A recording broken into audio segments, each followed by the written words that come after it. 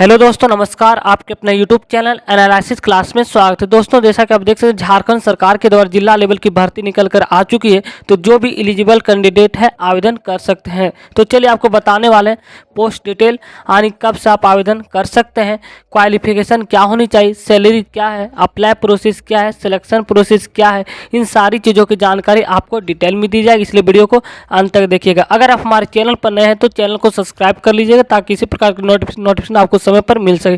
तो चलिए देखते हैं क्या नोटिफिकेशन है। तो देख सकते हैं दोस्तों, ये जो वैकेंसी निकल कर आई है गढ़वा डिस्ट्रिक्ट से है, जिला समाज कल्याण शाखा के द्वारा। तो चलिए इस नोटिफिकेशन को पढ़ते हैं। बाल संरक्षण सेवाएं यानी कि सीपीएस अंतर्गत जिला स्तरीय संविदा आधारित चयन। आपका जो संविदा आधारित पर बहाली की जाएगी जिला लेवल पर है।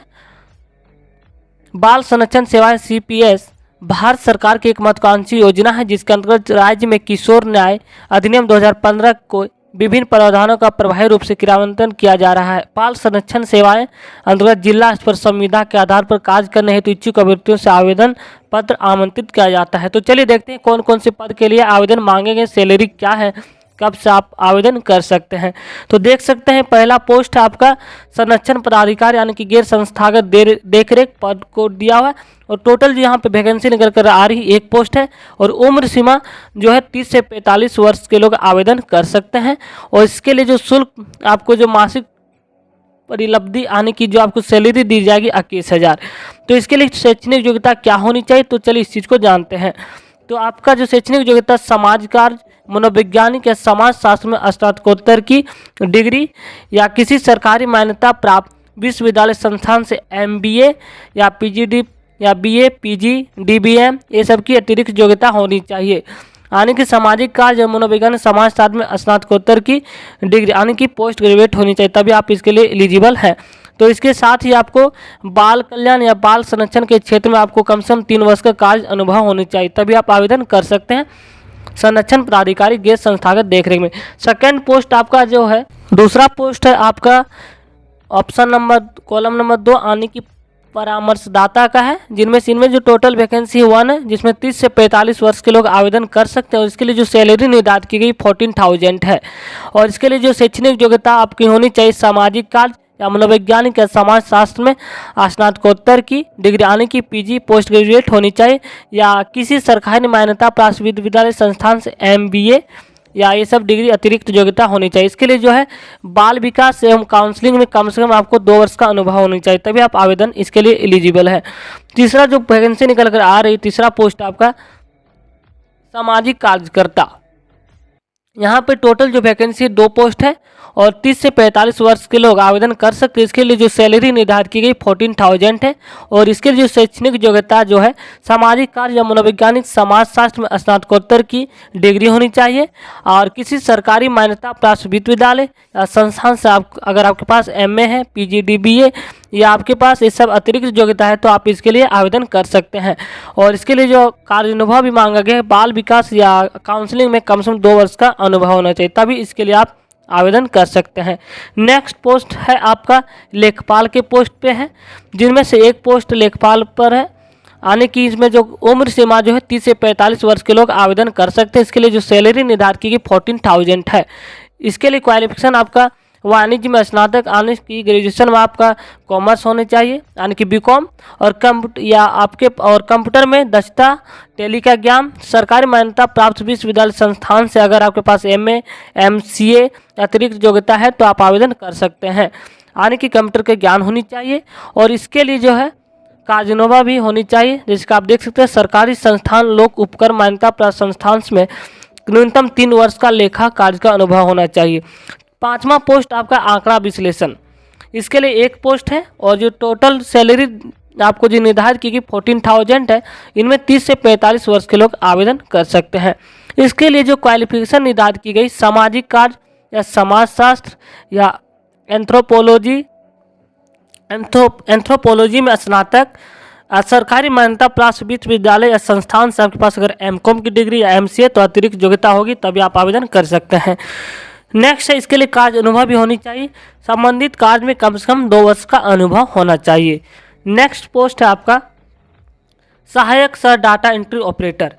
इनमें एक पोस्ट है और इसमें 21 से 35 वर्ष के लोग आवेदन कर सकते हैं। इसके लिए जो सैलरी निर्धारित की गई 10,000 है और किसी भी संकाय में आप अगर स्नातक हैं, कंप्यूटर दक्षता एवं हिंदी तथा अंग्रेजी में टंकन आने के आपके पास संकाय में आने की स्नातक होनी चाहिए और कंप्यूटर का ज्ञान होनी चाहिए और या सरकारी मान्यता प्राप्त विश्वविद्यालय संस्थान के पास अगर एमसीए का डिग्री तो आवेदन कर सकते हैं। इसके लिए भी 3 वर्ष का कंप्यूटर कार्य के क्षेत्र में अनुभव मांगा गया है। तो जो भी एलिजिबल कैंडिडेट है इसके योग्य रखते तो आवेदन कर सकते हैं। नेक्स्ट पोस्ट है 7 में आउटरीच कार्यकर्ता। इसके लिए टोटल जो वैकेंसी निकल कर आ रही 2 पोस्ट है। इसमें 2135 से वर्ष के लोग आवेदन कर सकते हैं। इसके लिए जो सैलरी निर्धारित की गई 8,000 रुपया जो सैलरी है और इसके लिए जो क्वालिफिकेशन प्रवेशिका उत्तीर्ण होनी चाहिए और यहाँ पे कम से कम 2 वर्ष का कार्य अनुभव इस पोस्ट में होनी चाहिए संबंधित कार्य से, तो आप आवेदन कर सकते हैं। नेक्स्ट पोस्ट है बाल कल्याण समिति CWC। इसमें पहला पोस्ट है सहायक सर डाटा एंट्री ऑपरेटर, यहाँ भी एक पोस्ट है। टोटल जो वैकेंसी यहाँ पे 1 है जिनमें आपको सैलरी दी जाएगी 9,000 निर्धारित किया गया है। इसके लिए क्वालिफिकेशन आपके पास किसी भी संकाय में आपके पास अगर स्नातक या कंप्यूटर दक्षता एवं हिंदी तथा अंग्रेजी में टंकन, हिंदी आपको 30 WPM, अंग्रेजी में 35 WPM, सरकारी मान्यता प्राप्त विश्वविद्यालय संस्थान से BCA अगर MCA अतिरिक्त योग्यता होगी। अगर आपके पास संकाय में स्नातक किए हुए और अगर आपके पास कंप्यूटर की डिग्री है तो आप आवेदन कर सकते हैं। इसके लिए जो है सरकारी संस्थान, लोक उपक्रम मान्यता प्राप्त संस्थान से न्यूनतम 3 वर्ष का कंप्यूटर का कार्य या कार्यालय के कार्य के अनुभव हो तभी आप इसके लिए आवेदन योग्य है।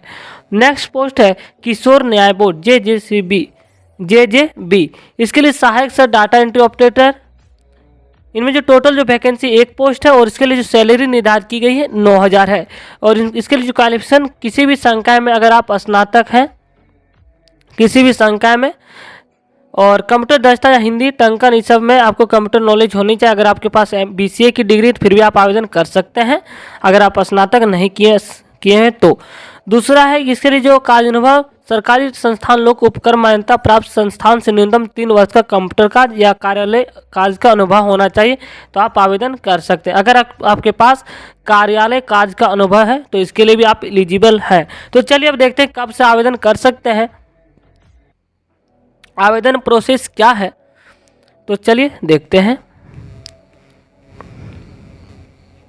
तो आप देख सकते हैं आवेदन की प्रक्रिया यहाँ पे है। पहला कॉलम 1 में आपका आवेदन जमा करने की तिथि 9/11/2022 से प्रारंभ होगी एवं दिनांक 30/11/2022 को कार्यालय अवधि में शाम 5 बजे तक अंतिम तिथि होगी। यानी कि 9 नवंबर से आप अप्लाई कर सकते हैं और अंतिम तिथि जो है 5 बजे तक 30 नवंबर को है, जैसे कि आप यहाँ देख पा रहे होंगे।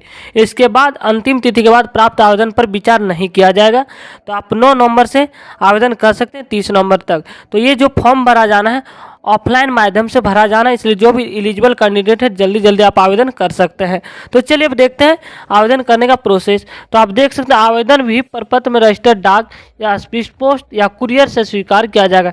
तो जो भी एलिजिबल कैंडिडेट है स्पीड पोस्ट के माध्यम से आप आवेदन कर सकते हैं। यदि आवेदक 1 से अधिक पदों के लिए आवेदन करना चाहते हैं तो उसके लिए अलग अलग पदों से संबंधित आवेदन करना अनिवार्य होगा। अगर आप 3-4 पोस्ट आप जितने भी पोस्ट में आवेदन करना चाहते हैं उसके लिए आपको अलग अलग से पोस्ट को अप्लाई करना होगा, अलग से आवेदन करना होगा 3-4 पोस्ट के जितना आप आवेदन करना चाहते हैं।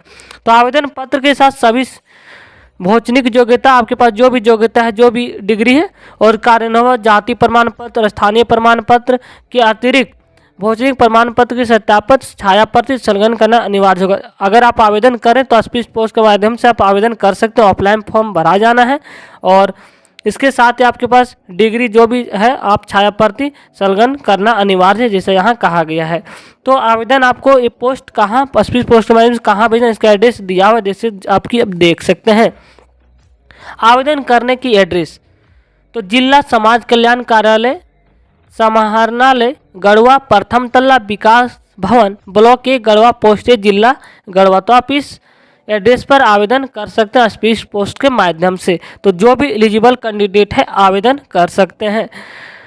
तो चलिए देख सकते हैं ये फॉर्म है, इस फॉर्म को एप्लीकेशन फॉर्म, इस फॉर्म को आपको भरना है और स्पीड पोस्ट के माध्यम से और जो भी आपके पास डॉक्यूमेंट संलग्न करके और छाया प्रति संलग्न करके आपको अटैच करके आवेदन करना है ऑफलाइन माध्यम से। तो जो भी एलिजिबल कैंडिडेट है आवेदन कर सकते हैं। तो थैंक यू गाइस, अगर आप हमारे चैनल पर नए हैं तो चैनल को सब्सक्राइब कर लीजिएगा ताकि आपको इसी प्रकार के नोटिफिकेशन पाने के लिए हमारे चैनल को सब्सक्राइब कर सकते हैं, ताकि आपको आने वाले वीडियो का नोटिफिकेशन समय पर मिल सके। थैंक यू, धन्यवाद।